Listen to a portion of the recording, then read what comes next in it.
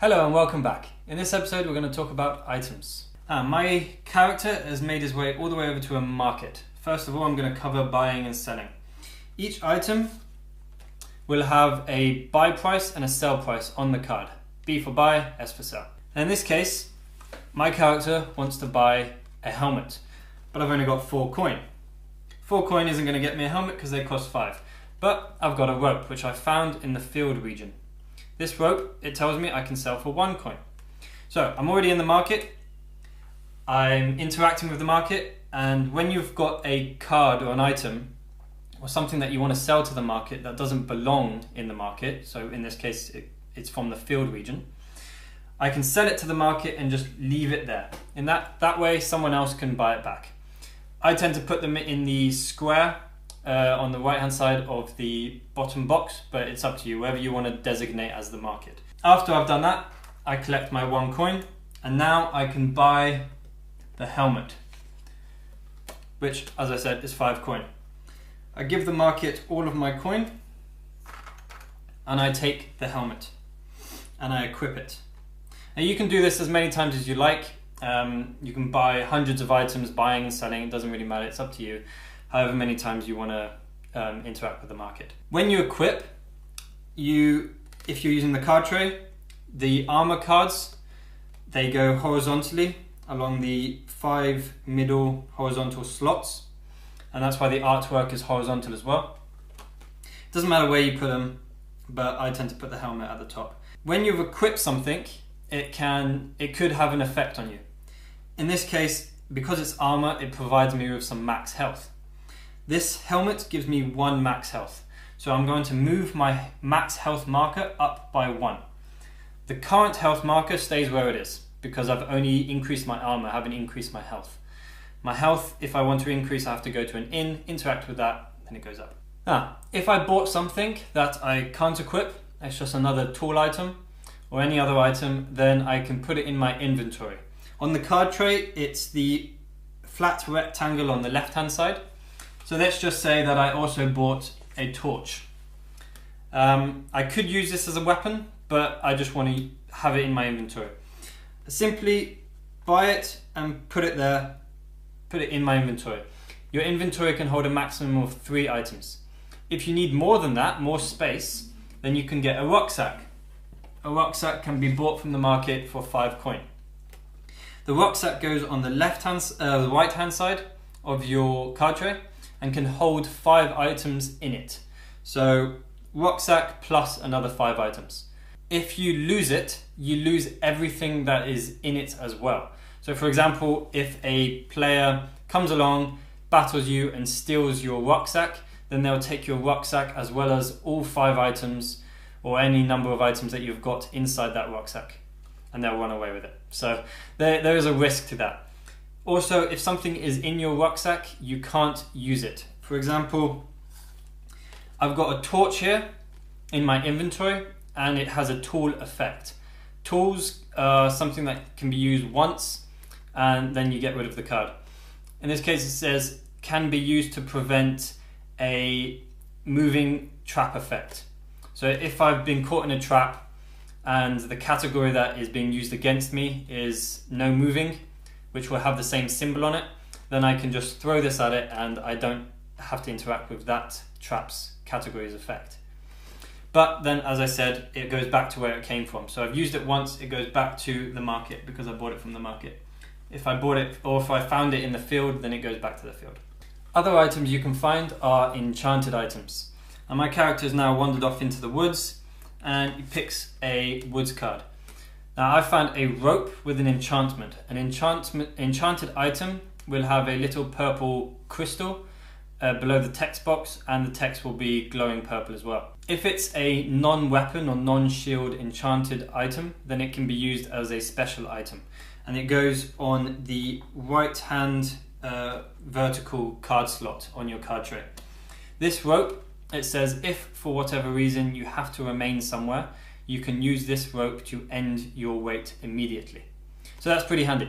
Now with enchanted items, unlike tool items, you can use them continuously. You don't have to throw them away after use. So if I did get trapped by something or a creature wanted me to remain somewhere, then I use this, get rid of the creature, and end my turn, and the card stays there. Now, dropping items is pretty handy as well. Say for example, my character has landed in the docks region, draws a docks card, and I found a spear. If I don't want that spear, or if I can't carry any more items, then I can get rid of it. I can either swap it with another item, but if I don't want to do that either, I can just drop it, end my turn, and then it goes back to where it came from. In this case, I've dropped the item because I don't want it, goes back on top of the deck, and I end my turn. You always have to interact first before you drop something. In that case, of course, I interacted with the region, I draw a region card, didn't want it, so I got rid of it. But if I want to drop something else, like a medallion piece or a region stone, then I have to interact with that step, finish the interaction, and then I can drop it. So in this case, I've finished that interaction, I didn't want it, got rid of it, and now I'm dropping the region stone. That region stone is now dropped on that step, and I can continue moving on, and someone else might pick it up later. I can do the same with medallion pieces. If I want to pick a medallion piece or a region stone up again, because those are the only two items that when you drop they stay on the map, you have to interact with that step. So again, draw a card from the region, interact with it, finish the interaction, and then I can pick up the region stone or medallion piece again and end my turn there. Saladar is the only one who can pick up a region stone without having to interact with the region itself. But apart from that, you always have to interact. Combos in Dead Throne are a very useful element of the game. In this case, I've got a steel dagger, which gives me an attack of 3, but I don't have a shield.